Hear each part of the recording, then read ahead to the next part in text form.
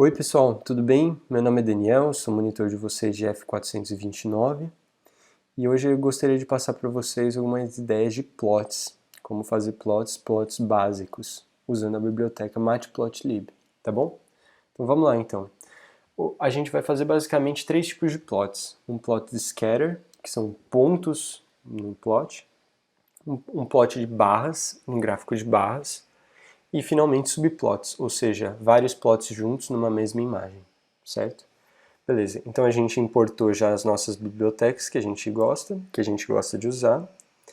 E lembrando que aqui na documentação do Matplotlib a gente tem vários exemplos super úteis, tutoriais de instalação de qualquer coisa que você quiser, tutoriais de gráficos muito bonitos, ó.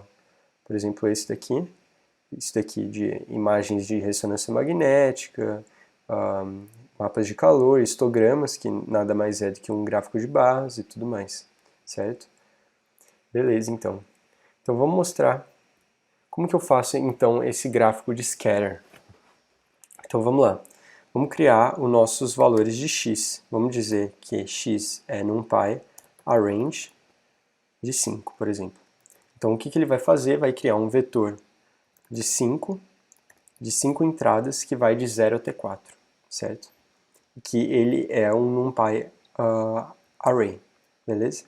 O que a gente pode fazer é virar e fazer y é 2 vezes x, por exemplo. Então se a gente mostrar x e y, a gente vai ver que um é 0, 1, 2, 3, 4 e o outro é exatamente o dobro dele, certo? Então para plotar a gente faz o seguinte, a gente fala plt, ou seja, a gente evoca o que a gente chamou no matplotlib.pyplot e usa a função simples e bem autoexplicativa chamada plot, certo? Então a gente vai falar, e aqui a primeira entrada, o primeiro argumento dessa função é o x, depois o y, certo? Então a gente vem aqui x e y, e dá, e roda. Então, o que a gente vai ter então é uma linha reta, naturalmente com coeficiente angular 2. Beleza? No entanto, a gente observa que a gente passou, na verdade, aqui vetor, né? A gente passou um número discreto, né? Um número finito de pontos. E aqui parece que tem uma reta bem definidinha. Mas o que a gente observa, na verdade, é que o Matplotlib, ele junta os pontos, né? Automaticamente, por padrão. Então, se a gente colocar aqui como argumento que a gente quer que a gente mostre forçar, que a gente quer que a gente mostre pontinhos, e rodar aqui, a gente vai ter só pontinhos, beleza? Que é basicamente uma representação mais fiel do que a gente plotou de fato, né? Beleza? Então vamos lá, vamos pensar o que mais que a gente pode fazer com esses gráficos. Se a gente fizer assim, um x igual a NumPy linspace, por exemplo, vamos usar o linspace agora, que vai de 0 até 2 vezes π. A gente vai usar aqui a função NumPyPy. E vamos colocar 100 pontos. A gente pode definir o y como NumPy seno de x, certo? E se a gente der uma olhada aqui, a gente tem vetores, a gente tem NumPy arrays de 100 elementos cada, sendo o primeiro x que vai de 0 a 2π, com 100 pontos, e depois o respectivo senos de cada um desses pontos, certo? Beleza, então o que a gente pode fazer então é plotar isso aqui. Então plt.plot novamente e x de y, certo? Então basicamente o que ele plotou aqui é o nosso famoso seno, beleza?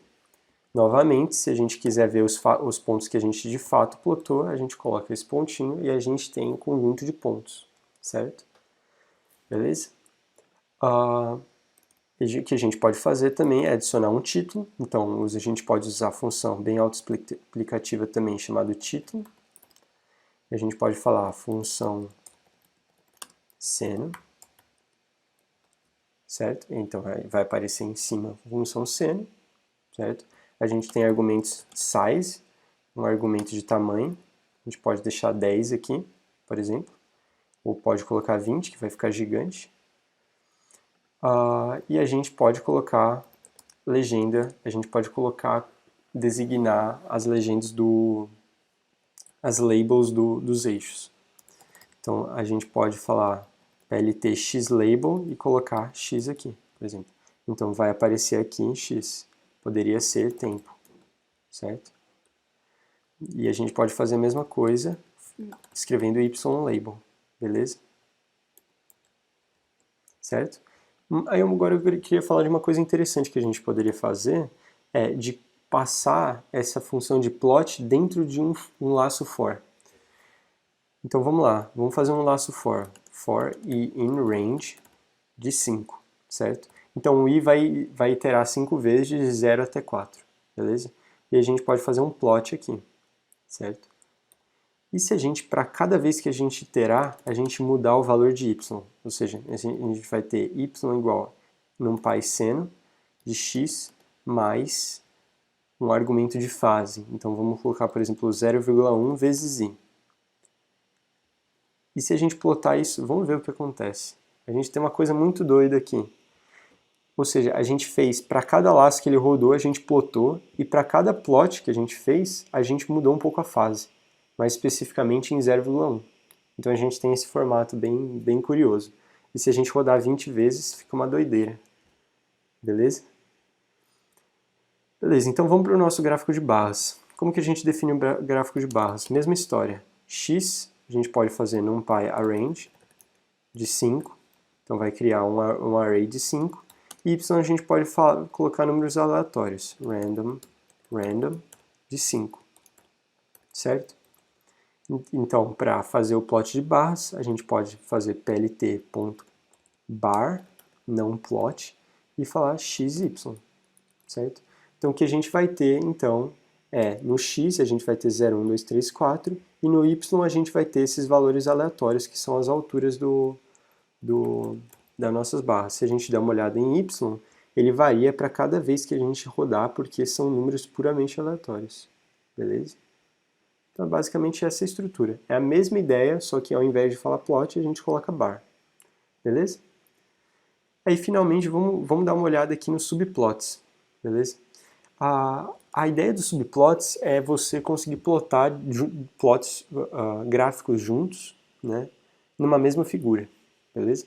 Então, a gente vai falar assim, ó, a gente vai ter uma figura, a gente vai ter essa função chamada subplots, que vai retornar uma figura e vai retornar um array contendo todos os eixos que você especificou, certo? No caso, a gente fez com uma linha e 3 colunas, com o tamanho da figura de 15 por 5, certo? Então, se a gente rodar isso, o que a gente vai ter vai ser, em uma linha, 3 plots diferentes, certo? Beleza? Então, se a gente vier aqui e falar x é numpy arrange de... Vamos fazer linspace, numpy linspace, que vai de 0 até 2 vezes π, numpy π, e que tem cada uma 1000 pontos, certo? E se a gente falar assim, y é igual a numpy seno de x, y2 é igual a numpy cosseno de x, e y3 é numpy tangente de x, certo? Então vamos fazer então nesses 3 plots, cada um correspondendo a seno, cosseno e tangente, beleza? Então vamos dar uma olhada aqui, vamos fazer aqui no eixo x, nos eixos AX1, beleza? Então o que a gente pode, como que a gente plota usando essa ideia de eixos, né? Ou seja, essa ideia de subplots? A gente pode escrever, a gente fala AX1, ou seja, no eixo AX1 que eu quero plotar, ou seja, no primeiro eixo, a gente fala assim, plot, aí coloca naturalmente, na mesma ideia, as entradas as entradas nos argumentos. Então o que a gente tem aqui basicamente é um plot de seno. A gente pode ver com a mesma ideia e no AX2 fazer ax2.plot x y2. E a gente vai ter um cosseno, portanto, aqui. E usando a mesma ideia, a gente pode ter um ax3 com cosseno. x3.plot x y3, que vai ser o nosso cosseno. beleza? E naturalmente a gente observa que o comportamento do cosseno é assintótico nessas duas partes aqui, e portanto esse gráfico não descreve muito bem o que acontece, então a gente vai colocar pontinhos aqui, certo? Porque novamente o Python ele liga os pontos, certo? Por padrão. Então a gente pode vir aqui e colocar a x1, a xlabel, x, por exemplo, a gente vai colocar string x aqui.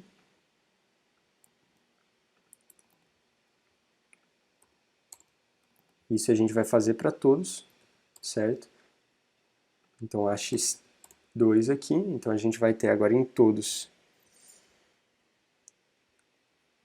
Aqui, na verdade, a nomenclatura é setXlabel. É um pouco diferente a nomenclatura, foi até bom aparecer isso, para falar que, na verdade, esses dois métodos diferentes possuem nomenclaturas um pouquinho diferentes nas horas das funções. A maioria das funções, você tem funções que pertencem aos dois métodos, né, de fazer plot, seja o plt.plot ou o axnplot, né? No entanto, você tem funções para fazer as mesmas coisas que têm nomes diferentes, né? Então é sempre bom dar uma olhada na documentação, que inclusive está aqui. Vocês podem ver tudo certinho, qual que é o nome das funções. Mas é basicamente isso. E a gente pode fazer a mesma coisa e colocar set title. Então a gente vem aqui, função seno. Aí aqui no AX2, a gente vem aqui e coloca função cosseno, certo? Agora, então, nesses primeiros dois plots, a gente tem função seno e função cosseno, beleza? Então é basicamente isso, pessoal. A gente tem três maneiras de fazer plots, né? Primeira, usando basicamente, que é a mais fácil de todas, usando plt.plot, né? O segundo plot que a gente pode fazer é um gráfico de barras, né? E o terceiro é usando a ideia de subplots, né? Em que você tem eixos AX, plots já definidos, AX, em que eles vão ser conjuntos, né? Eles vão estar pertencendo a uma mesma imagem, no entanto eles vão ser plots diferentes, né? Vão pertencer a eixos diferentes. Então basicamente essa é a ideia, pessoal. Tentei fazer aqui no jeito mais condensado possível, mas é basicamente isso. Com qualquer dúvida que vocês tiverem, a gente está disponível nas monitorias. E é basicamente isso. Muito obrigado por assistir e a gente se vê por aí. Tchau, tchau.